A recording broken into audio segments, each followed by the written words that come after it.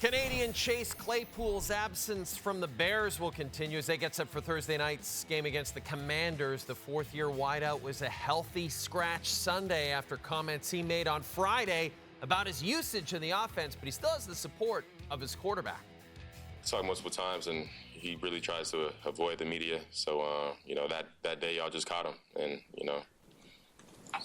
of course, I think, if he got asked that again or if he, wish he could take it back, he would, but of course he can't, and, it is what it is. At the end of the day, can't control it, and got to go out there with the guys that we have and execute like we did this past Sunday. I think he knows that, he kind of messed up by kind of saying that, but, wish nothing but the best. He's a talented player, and he's a great person, has a good heart, and, works really hard, so definitely going to be staying in touch with them regardless of what happens, and wish nothing but the best.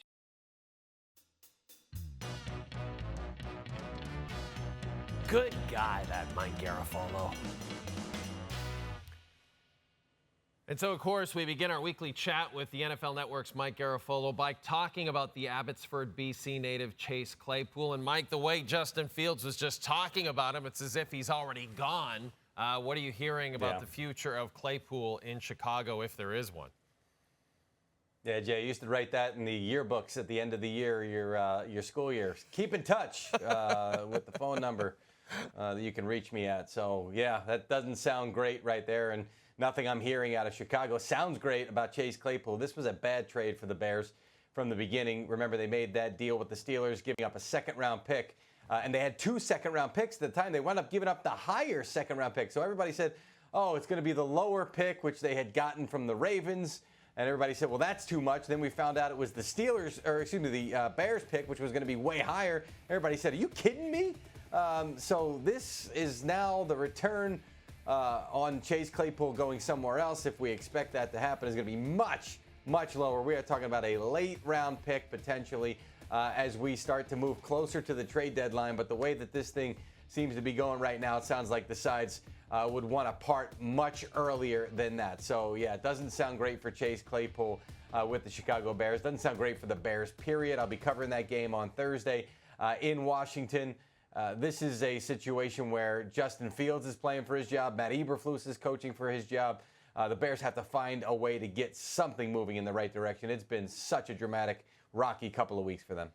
Speaking of teams that have to get something moving in the right direction, Mike, right in your backyard, the New York Football Giants, really, really disastrous on Monday against Seattle. There's no way to sugarcoat it. It was a horrible performance. Brian Dable flipping a tablet on the sidelines in front of Daniel Jones, obviously frustrated with his quarterback. Obviously, Giants fans can't be taking this well. Mike, how bad is it right now in Jersey? This team is absolutely baffling to me because they did a great job last year of playing smart, sound offense, putting themselves in a position to be 2nd and 5, 3rd and 2, and just kept moving the chains that way. And it was like, okay, we did a great job of playing basically one hand tied behind our back and left-handed because we knew we didn't have the talent to succeed. So now in the offseason, they go out and get Darren Waller and Paris Campbell, and they draft Jalen Hyatt. It's like, this is going to be an explosive offense. We're going to hit things over the top. Well, they still haven't gotten the offensive line right. You could say that they were banged up, but go look at Seattle, how banged up they were and how many replacement offensive linemen they had, and they protected terrifically. So there's really no excuses there. And my understanding going into that game, they had the long layoff after the Thursday game into the Monday game. It's the longest possible layoff you can have without a bye. And it was, let's get back to the basics. Let's do what we did last year. Let's play smart football and take ourselves out of making mistakes and not try to be something we're not. Let's get the basics down right. And I thought, okay, this is going to be a competitive game, especially against the Seattle team that's banged up all over the roster.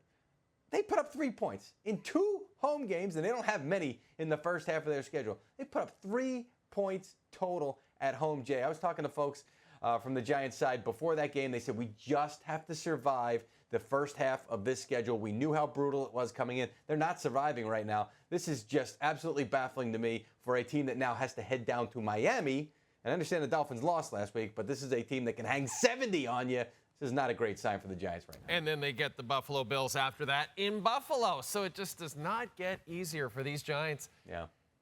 The Jets, meanwhile, Mike, put up a pretty good fight against the defending Super Bowl champs. Yeah. I know you were captivated by Taylor Swift and Donna Kelsey, in the luxury boxes, but on the field, Zach Wilson was pretty good. 28 of 39, 245 yards, couple of touchdowns, no picks, and Chris Collinsworth couldn't stop talking about how great he was. What are your thoughts? Is this the real Zach Wilson that we saw last Sunday? I mean, we've never seen that Zach Wilson. And I saw the beat writers for the Jets tweet, because they're there every single day, all year round. And even they were tweeting, we never seen this Zach Wilson in a preseason game, in a regular season game, in training camp, in May at a we've never seen this Zach Wilson. And I would say the same as well. I mean, he just flipped that switch. And look, I kept reporting here and elsewhere that the Jets believe that Zach Wilson gave them the best chance to win. Robert Saleh said it publicly. I truly believe that. I know that they truly believe that, but basically because the options weren't great outside of Zach Wilson, and if anybody had the high ceiling, it's him. So they feel like they finally got it. They feel like they tapped into it. Aaron Rodgers maybe being in the building, whatever it was. And now it's like, okay, how can we catch lightning in a bottle? What do we feel like worked? I reported before that game that what they told them was, trust what you're seeing and make your decisions on time. In other words, if it's a check down, if you're seeing, you know what, it's cloud coverage, I can't get anything over the top, I got to check this thing down, that's fine. Just make that decision and make it quickly. He did the other night. Let's see if he can continue in a game that, by the way, was going to be the Aaron Rodgers, Nathaniel Hackett, Sean Payton revenge game. Rodgers is out. Hackett's still there. But here we are from those comments that Payton made over the summer. And then another young quarterback, Kenny Pickett, forced to leave last Sunday's loss to the Texans in the third quarter. He was sacked. It did not look good at all. But they have a massive game against the Ravens this Sunday. Any update on Pickett's status for that one, Mike? Well, Ian Rappaport, my colleague at NFL Network, and I reported on Monday that it was a bone bruise with a muscle strain. And Mike Tomlin also confirmed that on Tuesday in speaking to the media. Now, we had said that they were keeping the door open potentially for him to play in this game this week. And Tomlin said he's going to practice on Wednesday, at least in a limited capacity, and then they'll see where he is and go from there and decide if he can be the guy or Mitch Trubisky. Bone bruise is not a bruise. It's actually a cracking of the bone. The bones don't bruise. They crack. It is a painful deal, but if you can play through it and deal with the pain, it's not something medically that a lot of times they'll hold you back from. A couple of years ago, coincidentally enough, Ben Roethlisberger had a bone bruise, but he also had some ligament damage as well. I was told from the beginning, no ligament damage with Kenny Pickett, so the hope is he will be able to play. And the hope above that is he can start looking like the guy that they thought that they were getting coming into this season with a more open offense and be able to play well early in games. He's played well late in games, had some comebacks in his career. Needs to play a full 60 minutes. We'll see if he plays 1 minute on Sunday and whether he could play well for the full 60 if that's the case. Lamar Jackson hoping for a better performance as well. So that's actually quite an intriguing game, potentially anyway, on Sunday. Speaking of playing through pain, that's what this guy does each and every week. It's a pain for him to have to talk to me, and yet he does it, and he plays through it. And you do it, Mike, and you make it look easy, actually. Jay, this is all pleasure. No pain, my friend. Hey, I love it. You're the best, buddy. I'll see you next week, okay? You got it. Thank you, bud.